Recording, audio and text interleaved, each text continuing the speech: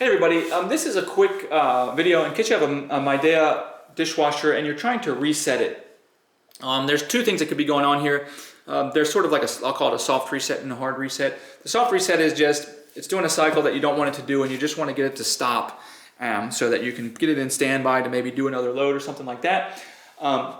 So if you want to do that, all that you need to do is if you press the program button and hold it for 3 seconds or more, it will drain it out and put it in standby mode. And then you can start a new cycle or whatever. But if it's giving you issues like error code or not acting right or something like that, what you can do is do a hard reset on it, which is make sure it's off and then cut power to it completely. Either unplug it from the wall or turn it off at the circuit. And once you've done that, you can leave it disconnected for at least a minute, and really the longer the better, to let the circuits forget everything.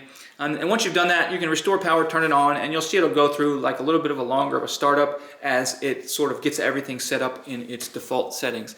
Thanks a lot for watching. Have a great day.